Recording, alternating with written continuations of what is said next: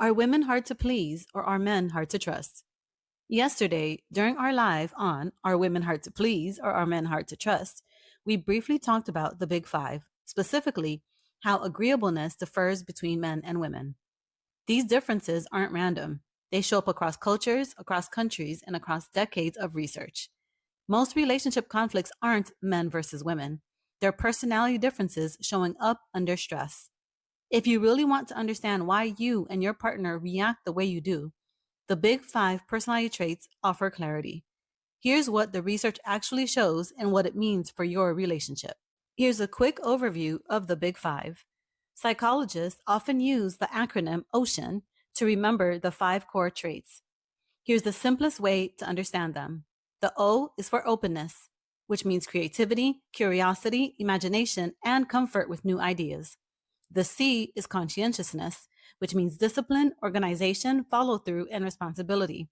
The E is for extroversion, which means energy, assertiveness, sociability, and a drive toward engagement. The A is for agreeableness, which means compassion, cooperation, empathy, and sensitivity to others. The N is for neuroticism, which means sensitivity to stress, worry, and emotional shifts. These traits describe broad personality patterns, not rigid labels, and they help explain why men and women often respond differently to relational stress. The Big Five traits women tend to score higher in. Number 1, agreeableness. Women generally score higher on compassion, empathy, and the desire for harmony. This can look like wanting reassurance, needing emotional responsiveness, picking up subtle shifts in tone, and trying to maintain connection. The relational meaning. Women often notice emotional disconnection sooner, not because they're hard to please, but because their nervous system is more tuned into relational cues. Number 2, neuroticism. Women tend to score slightly higher in worry, rumination, and sensitivity to threat or disconnection. They're not unstable or dramatic, they're just more aware of emotional risk, internally and externally. The relational meaning. A small shift in tone or behavior can feel bigger because their emotional system responds faster and more intensely. The Big Five traits men tend to score higher in. Number 1, assertiveness, which is a subfacet of extroversion. Men score higher in dominance, drive, and taking charge. This can look like decisiveness, confidence, direct communication, and staying task focused under stress. The relational meaning. A man under stress may appear detached, but internally he's problem solving, not withdrawing love. Number 2, lower agreeableness, especially on the compassion side. Important distinction. Lower agreeableness does not mean less caring. It means more fact focused, less emotionally sensitive, more comfortable with bluntness, and less responsive to emotional tone. The relational meaning.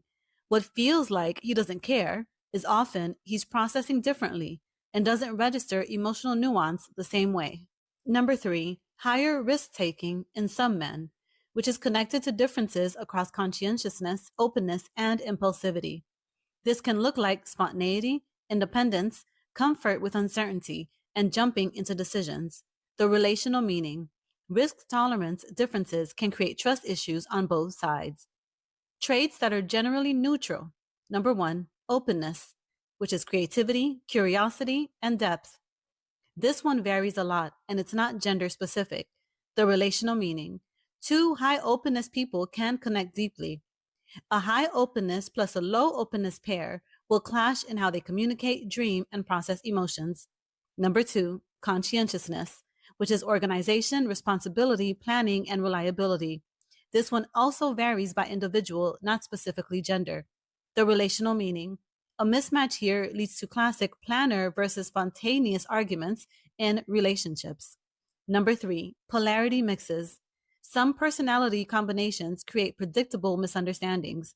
High neuroticism plus low agreeableness, high openness plus low conscientiousness, high conscientiousness plus low agreeableness. Again, none of these are male versus female. They're pattern dynamics, not gender dynamics.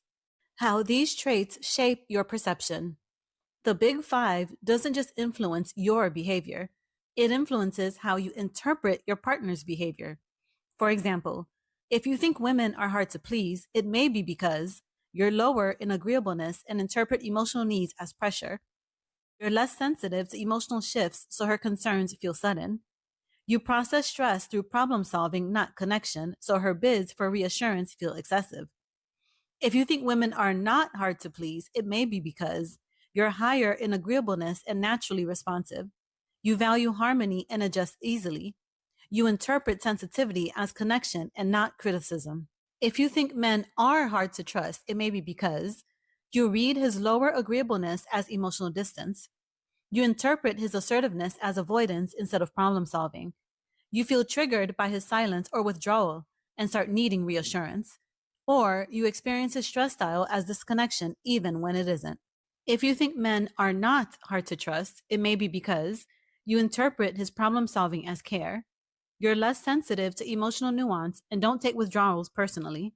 You value directness and find clarity more grounding than emotional expression.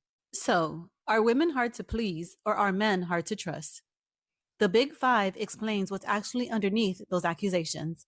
Women may seem hard to please because higher agreeableness makes them sensitive to emotional disconnection, and higher emotional reactivity amplifies unresolved issues.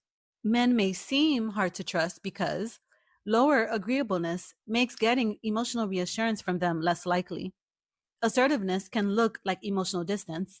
Stress sends them into problem solving, not into vulnerability. These aren't character flaws, they're patterns shaped by temperament, biology, and social conditioning. The most important part is discernment.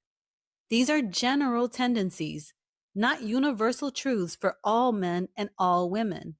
This dynamic shows up in a lot of relationships, but your job is to discern whether it applies to yours. Not every pattern applies to every couple. Use this to reflect, not to diagnose. Clarity doesn't tell you who's right or wrong. It helps you understand what's actually happening underneath your behavior and your partner's. And that's where real change begins. If you want to know your own Big Five traits, here are 3 research aligned assessments you can take for free online. These aren't gimmicks, they're grounded in the same psychological models used in research. Join us live on TikTok every Monday through Friday at 7 Central, 8 Eastern, and be part of the conversation.